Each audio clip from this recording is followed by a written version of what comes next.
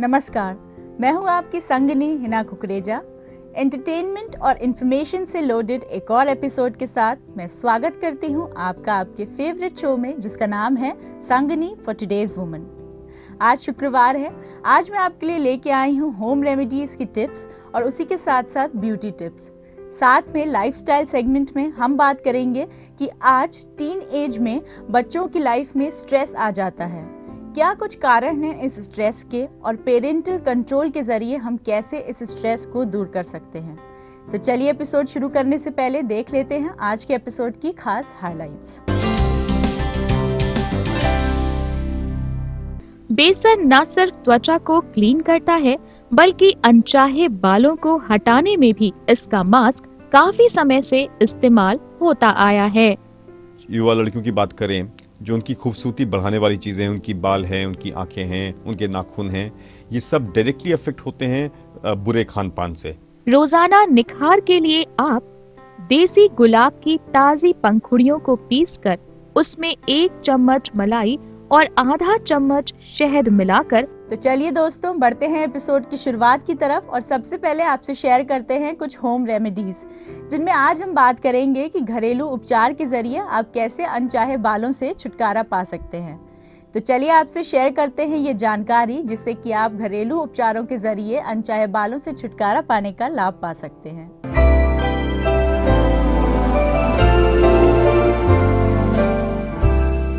बेदाग हुस्न, मखमली काया और रेशम सी त्वचा आपकी खूबसूरती में 4 चांद लगा सकती है, लेकिन अक्सर अनचाहे बालों की समस्या त्वचा की खूबसूरती को कम कर देती है। यूँ तो ढेरों उपाय हैं इनसे छुटकारा पाने के लिए, लेकिन किसी में बहुत खर्च है तो किसी में कटने छिलने का डर। होम रेमेडीज सेगमेंट में आज हम आपको दिखाने जा रहे हैं अनचाहे बालों से मुक्ति के घरेलू तरीके, जो एकदम सुरक्षित, आसान और कारगर हैं। पपीते में मौजूद पैपेन नामक एंजाइम हेयर फॉलिकल को ब्रेक करके बालों को वापस आने से रोकता है। पपीते का प्रयोग न सिर्फ अनचाहे बालों को कम करके उन्हें हल्का करता है, बल्कि ये नेचुरली त्वचा को एक्सफोलिएट भी करता है। ये सेंसिटिव स्किन के लिए भी बेहद फायदेमंद है। 1 से 2 टेबलस्पून कच्चे पपीते का पेस्ट और आधा टीस्पून हल्दी पाउडर मिलाकर चेहरे पर लगाएं। 15 मिनट बाद धो लें। हफ्ते में 1 से 2 बार ये उपाय करें, जल्द ही लाभ मिलेगा। हल्दी को काफी समय से हेल्दी स्किन के लिए इस्तेमाल में लाया जाता रहा है। हल्दी में न सिर्फ एंटीबैक्टीरियल और एंटी इंफ्लेमेटरी गुण होते हैं, बल्कि ये अनचाहे बालों को हटाने में भी कारगर है। 1 से 2 टीस्पून हल्दी पाउडर पानी या दूध में मिक्स करके पेस्ट तैयार कर लें। इसे चेहरे व अन्य हिस्सों पर लगाएं और 15 मिनट बाद गुनगुने पानी से धो लें। ये रेमेडी उनके लिए अधिक फायदेमंद है जिन्हें हल्के बाल हैं। जिनके चेहरे व बॉडी पर अधिक बाल हों, वे हल्दी को बेसन, चावल के आटे या ओट्स पाउडर के साथ दूध या पानी में मिक्स करके लगाएं। लगातार करने से फायदा मिल सकता है। बेसन न सिर्फ त्वचा को क्लीन करता है, बल्कि अनचाहे बालों को हटाने में भी इसका मास्क काफी समय से इस्तेमाल होता आया है। आधा कप बेसन में आधा कप दूध, 1 टीस्पून हल्दी और 1 टीस्पून फ्रेश क्रीम को मिलाकर गाढ़ा पेस्ट तैयार करें। इस पेस्ट को बालों के उगने की दिशा में प्रयोग करें। आधे घंटे के बाद जब पेस्ट सूख जाए, तब हाथों से रब करते हुए बालों की उल्टी दिशा में इसे निकाल लें। पेस्ट अगर सूख गया हो तो अपने हाथों को हल्का सा गीला कर गुनगुने पानी से धो लें। शक्कर नेचुरल एक्सफोलिएटर की तरह काम करती है और नींबू में नेचुरल ब्लीचिंग तत्व होता है, जो बालों को लाइट करता है। 2 टेबलस्पून शक्कर में 2 टीस्पून नींबू का रस और 10 टेबलस्पून पानी मिलाकर पेस्ट तैयार करें। इसे चेहरे के बालों की दिशा में अप्लाई करें। 15 से 20 मिनट बाद हाथों से रब करते हुए धोएं। इसे हफ्ते में 2 से 3 बार करें। कुछ ही समय में आप देखेंगी कि चेहरे के बाल काफी कम हो गए हैं। अगर आपकी स्किन ड्राई है तो केला अनचाहे बालों को निकालने का अच्छा ऑप्शन है। ये स्किन को सॉफ्ट बनाता है, जबकि ओटमील स्किन को क्लीन करता है। एक पका हुआ केला और 1 से 2 टीस्पून ओटमील लें। केले को मैश कर लें और इसमें ओटमील मिलाकर चेहरे पर मसाज करते हुए लगाएं। 15 मिनट बाद धो लें। ये उपाय हफ्ते में 2 बार करें। ध्यान रखें कि किसी भी होममेड रेमेडी का प्रभाव नजर आने में थोड़ा समय लग सकता है। ऐसे में धैर्य के साथ इनका लगातार प्रयोग करें और अनचाहे बालों से मुक्ति पाएं।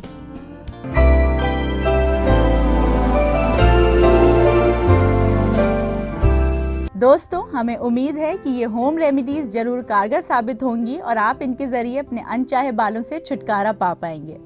इसी के साथ साथ अगर आपके पास है कुछ सवाल या शो से जुड़े कुछ सुझाव तो आप हमें लिख के भेज सकते हैं हमारी ईमेल आईडी पे। हमारी ईमेल आईडी है sangani@etv.co.in। इसी के साथ साथ आप हमसे हमारे फेसबुक पेज से भी जुड़ सकते हैं। हमारी फेसबुक आईडी है facebook/etv sangani।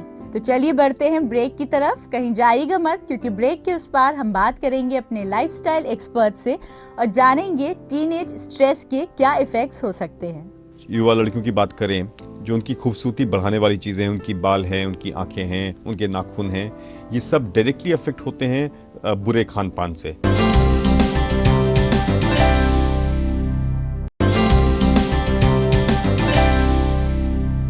Welcome back after the break. आप देख रहे हैं संगनी फॉर टुडेज वुमन। आज लाइफस्टाइल स्पेशल इस सेगमेंट में हम बात करेंगे टीनेजर स्ट्रेस के बारे में। हम जानेंगे कि इस एज में कैसे बच्चे स्ट्रेस की ओर बढ़ जाते हैं, क्या कुछ ज़रूरी गाइडेंस है जिसकी ज़रूरत है और किस तरह बच्चों को इस स्टेज में प्रॉपर्ली बाहर निकाल सकते हैं। इस बारे में हम बात करेंगे हमारे लाइफस्टाइल एक्सपर्ट चंद्रशेखर जी से।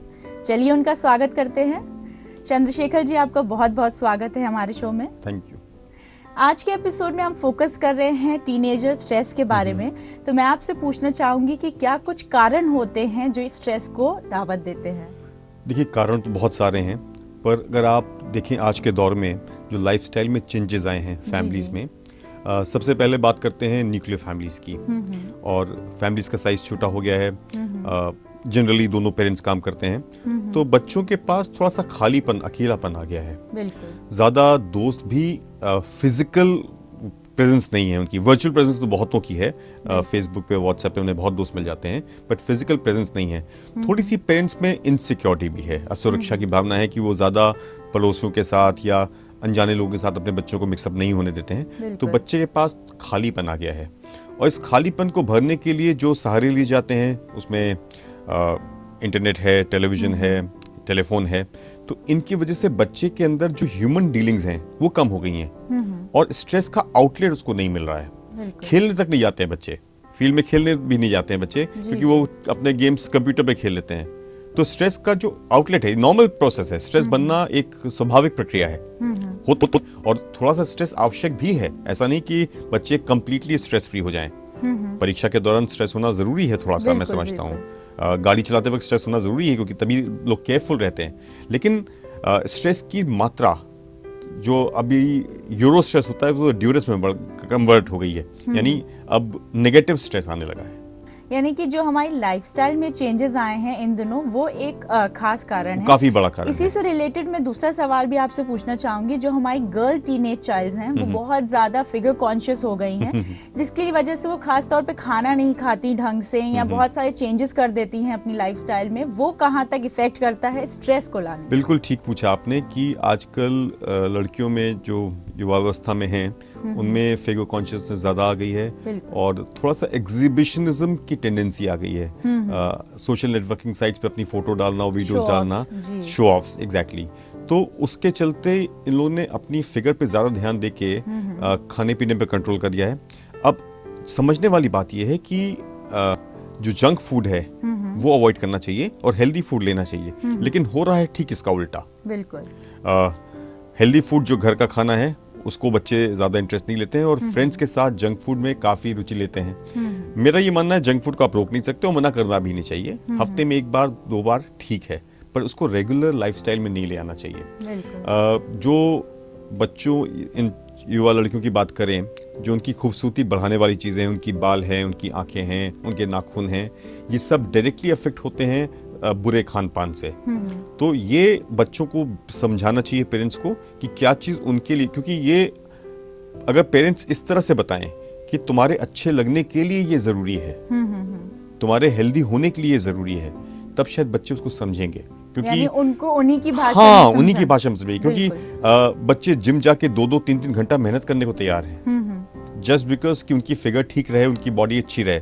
तो अगर वो इतना कॉन्शियस हैं अपनी स्वास्थ्य के बारे में, अपने लुक्स के बारे में, तो क्यों ना ऐसा खान पान भी करें जिससे उनका लाइफस्टाइल सुधरे और उनकी हेल्थ भी सुधरे। चंद्रशेखर जी, बार बार बात आ रही है फ्रेंड्स की। फ्रेंड्स का बहुत इंपॉर्टेंट रोल हो गया है टीनेज लाइफ में। तो मैं जो पीयर प्रेशर है जो फ्रेंड्स की तरफ से आता है खास तौर पे, उसका क्या इफेक्ट होता है? फ्रेंड्स होने ज़रूरी हैं। आजकल एक लाइन चलती है कि हर एक दोस्त ज़रूरी होता है, पर हर एक दोस्त ज़रूरी नहीं होता है। कुछ दोस्त बहुत ज़रूरी हैं, जो दोस्त आपको समझ सकें, आपको बात गाइड कर सकें। बट आजकल क्या हो रहा है, ज़्यादातर दोस्त अपना काम करने के बाद बच्चों का टाइम वेस्ट करने आ जाते हैं। उन्होंने अपना काम कर लिया होता है, वो जाके बच्चों के साथ मिक्सअप करके उनके टाइम को वेस्ट करते हैं। तो यंगस्टर्स को समझना चाहिए कि कौन से दोस्त उनके लिए आवश्यक हैं, जो थोड़ा सा उनको स्टडीज़ के पास रखें, क्योंकि ये स्टेज स्टडीज़ की भी है। बिल्कुल। जब तक स्कूल और कॉलेज का टाइम है, जब तक उनको पढ़ाई करनी है, करियर बनाना है, तो पढ़ाई को इग्नोर नहीं किया जा सकता। तो ऐसे दोस्त जो पढ़ाई में सहयोग देते हैं तो बहुत आवश्यक हैं। और कंपटीशन की भावना जब आ जाती है दोस्तों के साथ, तो ये कहा जाता है कि एक बच्चे के अंदर अननेसेसरी स्ट्रेस डेवलप होने लगता है। मैं समझता हूँ कंपटीशन तो ज़रूरी है। अगर आप कंपटीशन के बिना बच्चों को छोड़ देंगे तो शायद परफॉर्मेंस उतनी अच्छी नहीं आएगी। लेकिन कंपटीशन का मतलब ये नहीं कि हार स्वीकार नहीं है। ये पेरेंट्स को समझना होगा कि बच्चे अच्छा करें, अपना करियर बनाएं, पर ऐसा ना हो कि वो रैट रेस में पड़ जाएं, ऐसी दौड़ में पड़ जाएं जिसमें कि जिंदगी भर उनको सिर्फ यही समझ में आए कि हमें इससे आगे निकलना है। उन्हें अपने एक टारगेट्स दीजिए, उनको अपने एक लक्ष्य दीजिए और वो लक्ष्य प्राप्त कर लें, क्योंकि उनसे बेहतर हमेशा कोई ना कोई होगा। तो ये तो कभी रुकेगा नहीं, 99 के फेर में पड़ जाएंगे हम। बिल्कुल। तो एक लक्ष्य दीजिए बच्चे की कैपेसिटी के हिसाब से, बच्चे के इंटरेस्ट के हिसाब से, और जब वो लक्ष्य पूरा करे बच्चे को शाबाशी दीजिए और आगे बढ़ने को कहिए। जैसे आपने कंपटीशन की बात की कि कंपटीशन बहुत जरूरी है और आजकल जमाना भी कंपटीशन का है, तो उस केस में अगर कंपटीशन में बच्चे बीट नहीं कर पाते तो जो एक जेलसी वाली भावना आ जाती है, वो स्ट्रेस से कहाँ तक रिलेटेड है? बिल्कुल होगी। जेलसी आएगी तो स्ट्रेस होगा। अब आप यूं मानिए कि कुछ बच्चों में ये भावना ज्यादा होती है, ईर्ष्या की। बिल्कुल। यहाँ पे कारण ये होता है कि बचपन से शायद उनके पेरेंट्स उनको कंपेयर करते रहते हैं उनके दोस्तों के साथ, उनके कजिन्स के साथ। तो बच्चे में एक भावना उत्पन्न होती है कि उससे मेरी तुलना हुई है, मुझे उससे बेहतर निकलना है। ये तुलना कभी कभी नेगेटिव हो जाती है। बच्चे को ये बताइए कि तुम जिस फील्ड में अच्छे हो तुम उसमें अच्छा करो। देखिए, पढ़ाई में हर बच्चा अच्छा हो ऐसा जरूरी नहीं है। बिल्कुल। तो कंपटीशन, अब जो बच्चा अच्छा गाता है उसको हो सकता है पढ़ाई में वो एवरेज हो। अब उस बच्चे को यदि हमेशा ये बोला जाएगा कि तुम पढ़ाई में औसत हो, एवरेज हो, तुम अच्छे नहीं हो, तो वो पढ़ाई तो नहीं कर पाएगा, उल्टे उसका जो अलग शौक है, अलग काबिलियत है, वो भी कम हो जाएगी। तो मेरा ये मानना है कि जब बच्चे इस तरह से कंपटीशन की भावना लाएं तो उनसे कहिए ठीक है बेटा, तुम इसमें अच्छे थे, वो उसमें अच्छा था, तो कहीं ना कहीं ऊपर वाले ने हमें जब मेरिट्स दिए थे तो इक्वलाइज किया था। तो ऐसे पॉजिटिव स्टेटमेंट के साथ पेपिंग करिए बच्चों की।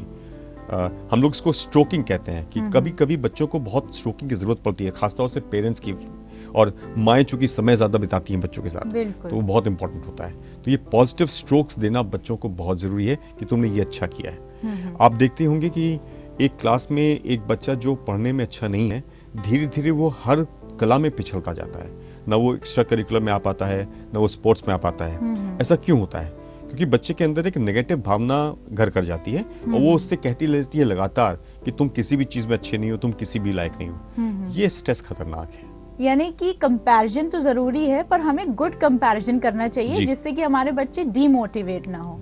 इसी के साथ साथ मैं आपसे पूछना चाहूंगी कि रिलेशनशिप की अगर हम बात करें तो टीनेजर एज में बच्चे बहुत ज्यादा रिलेशनशिप की ओर अट्रैक्ट होते हैं, तो ये कंट्रोल करने के लिए पेरेंट्स को कैसा रिलेशनशिप रखना चाहिए? देखिए, ये स्वाभाविक प्रक्रिया है। एक उम्र आती है जहाँ पे बच्चे अपोजिट सेक्स की तरफ आकर्षित होते हैं, उनसे बात करना चाहते हैं। इसमें कोई बुराई नहीं है और ना ही इसको बहुत जोर शोर से रोके जाना चाहिए। इतना जरूर है कि पेरेंट्स आप देखती होंगी आजकल फिल्मों में 3 तरह की फिल्म्स होती हैं, एडल्ट, यूनिवर्सल और यूए। तो मेरा मानना है कि ये रिलेशनशिप का इशू यूए है, यानी अंडर पेरेंटल गाइडेंस यदि है, लड़कियां या लड़के अपोजिट सेक्स के बच्चों से दोस्ती करते हैं तो ज्यादातर चीजें उनके सामने हो या एटलीस्ट पेरेंट्स की नॉलेज में हो, वहां तक तो कोई दिक्कत नहीं है। इमोशनली इन्वॉल्व यदि बच्चा हो रहा है तो ये उम्र नहीं है। थोड़ा बहुत तो ठीक है, बट ये कभी कभी बच्चे इमोशनल ज्यादा हो जाते हैं तो फिर पढ़ाई लिखाई पे, करियर पे उसका ध्यान असर पड़ सकता है, तो ये अवॉइडेबल है। चंद्रशेखर जी, आपका बहुत बहुत शुक्रिया हमारे शो में आने के लिए और ये गाइडेंस देने के लिए। Thank you so much. तो ये थी हमारी एक्सपर्ट की सलाह, जिन्होंने बताया कि क्या कुछ चीजें हैं जो पेरेंटल कंट्रोल में जरूरी हैं आपके बच्चों को इस स्ट्रेस से दूर रखने के लिए। लाइफस्टाइल में कई सारे चेंजेस आ गए हैं, जिसमें पेरेंटिंग में भी चेंजेस लाने की बहुत खास जरूरत है। वक्त हो गया एक छोटे से ब्रेक का, लेकिन उससे पहले मैं बता दूं कि आप हमें अपने सवाल और हमारे शो से जुड़े सुझाव हम तक भेज सकते हैं हमारी ईमेल आईडी पे। हमारी ईमेल आईडी है sangani@etv.co.in। आप हमसे हमारे फेसबुक आईडी के थ्रू भी जुड़ सकते हैं। हमारी फेसबुक आईडी है facebook.com/etv sangani। तो चलिए बढ़ते हैं ब्रेक की तरफ, कहीं जाइएगा मत, क्योंकि ब्रेक के इस पार हम डिस्कस करेंगे ब्यूटी टिप्स, जहां हम बात करेंगे कि उपटन के जरिए आप कैसे बेदाग निखार पा सकती हैं। रोजाना निखार के लिए आप देसी गुलाब की ताजी पंखुड़ियों को पीसकर उसमें 1 चम्मच मलाई और आधा चम्मच शहद मिलाकर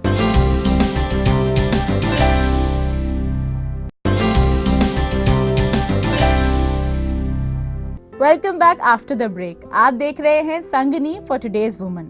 वक्त हो गया है ब्यूटी टिप्स का, जो हमारी महिलाओं का फेवरेट सेगमेंट है। आज ब्यूटी टिप्स में हम बात करेंगे कि उपटन के जरिए आप कैसे बेदाग निखार पा सकती हैं और घर बैठे कैसे अपनी स्किन को ग्लोइंग बना सकती हैं। आइए शेयर करते हैं आपसे ये खास टिप्स।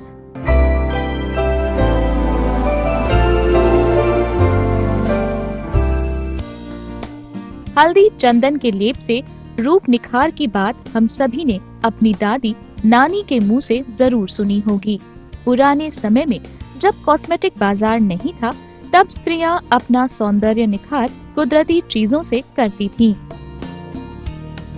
कुछ चुनिंदा फल, सब्जियां, अनाज और फूलों से त्वचा की देखभाल और सौंदर्य निखार करने की परंपरा बहुत पुरानी है। इससे मुख्य फायदा होता है कि इनमें मौजूद जरूरी और पोषक तत्व त्वचा को सीधे तौर पर निखारते हैं। ब्यूटी टिप्स सेगमेंट में हम आज आपके लिए लेकर आए हैं कुछ ऐसे उपटन बनाने की कला, जिससे आप घर बैठे ही अपनी त्वचा की जरूरी देखभाल कर सकती हैं। अगर आप भी प्राकृतिक रूप से अपने सौंदर्य का निखार चाहती हैं, तो आज दिखाए जा रहे कुछ खास उपटनों को जरूर आजमाएं। आपको इन उपटनों का लाभ तभी मिल सकता है जब आप नियमित रूप से इसे 2 से 3 सप्ताह तक इस्तेमाल करें।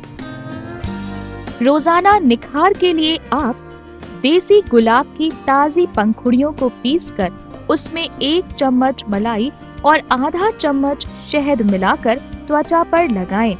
हल्का सूखने पर विपरीत दिशा में मलते हुए हटाएं। बाद में त्वचा को साफ पानी से धो लें। टैनिंग दूर करने के लिए ये उपटन सबसे उपयोगी है। इसके लिए संतरा, नींबू और नीम के सूखे छिलकों का पाउडर एक साथ मिलाएं। इसे दूध में घोलकर त्वचा पर लगाएं। कुछ देर बाद इसे हल्के हाथों से मलते हुए छुड़ाएं। नियमित रूप से इसका इस्तेमाल करने पर त्वचा में स्वाभाविक चमक आ जाती है एवं रंगत भी साफ होती है। अगर आपको त्वचा से खुश्की हटाना है तो 200 ग्राम बादाम का पाउडर, आधा किलो जौ का आटा, 5 ग्राम चंदन पाउडर, 1 मुट्ठी गेंदे के सूखे फूल, एक मुट्ठी गुलाब की सूखी पत्तियां और 100 ग्राम तिल के तेल को एक साथ अच्छी तरह मिलाकर पेस्ट बना लें। इस पेस्ट को जार में भर लें। जब जरूरत हो तो 2 से 3 चम्मच निकालकर दूध के साथ पेस्ट बनाकर अपनी गीली त्वचा पर हाथों से मलें। बाद में इसे पानी से धो लें। इसे नियमित इस्तेमाल करने से त्वचा से खुश्की हट जाएगी। ये बात गौरतलब है कि पुराने समय में इसी तरह से शादी से पहले विभिन्न तरह के उपटनों का प्रयोग करके महिलाएं अपनी त्वचा में निखार ले आती थीं। आज के समय में रेडीमेड उपटनों से भरे ट्यूब्स में भी ऐसे ही तत्वों का इस्तेमाल होता है। अपनी त्वचा से ऑयल को कम करने के लिए 250 ग्राम संतरे के छिलके, 200 ग्राम चोकर, 100 ग्राम चावल का पाउडर, 100 ग्राम नीम के पत्तों का पाउडर और 3 ml lemon grass essential oil को एक साथ मिलाएं। इस पूरी सामग्री में से 3 से 4 चम्मच पाउडर को दूध के साथ मिलाकर पेस्ट तैयार कर लें और प्रभावित तैलीय त्वचा पर लगातार हल्का हल्का रगड़ें। बाद में पानी से धो लें। इस उपटन को नियमित इस्तेमाल करने से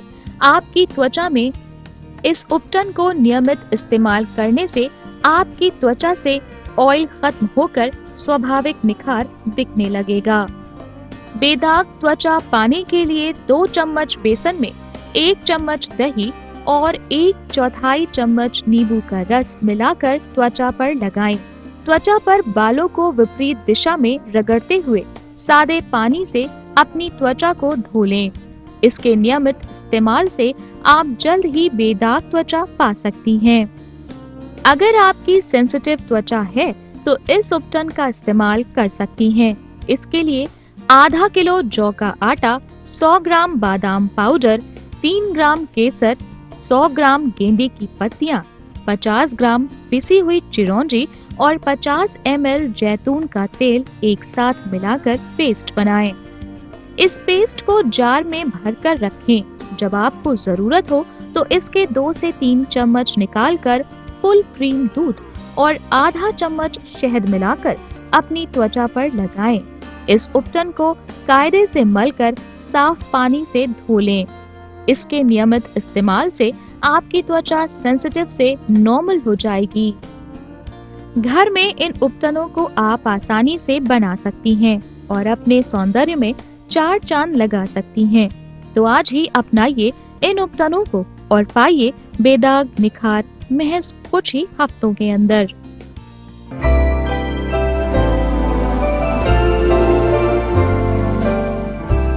संगिनी के इस एपिसोड में हमने आपसे शेयर की ढेरों जानकारियां, जिससे हम उम्मीद करते हैं कि आपको जरूर लाभ मिला होगा। वक्त हो गया है कि हम इस एपिसोड को यहीं वाइंड अप करें। उससे पहले मैं आपको एक ज़रूरी इन्फॉर्मेशन बता दूं कि आपको और हमारा कनेक्टेड रहना बहुत ज़रूरी है। हमें अपनी प्रॉब्लम्स या शो से जुड़े कुछ सुझाव लिख के भेजिए हमारी ईमेल आईडी पे। हमारी ईमेल आईडी है sangini@etv.co.in। इसके अलावा आप हमारी फेसबुक आईडी के जरिए भी हमसे जुड़ सकते हैं। हमारी फेसबुक आईडी है facebook.com/etv संगिनी। आपकी संगिनी कल फिर हाजिर होगी कुछ और ढेरों जानकारियां और इम्पोर्टेंट डिस्कशंस के साथ। तब तक अपनी होस्ट हिना और संगिनी की पूरी टीम को दीजिए इजाजत। अपना ख्याल रखिए। नमस्कार।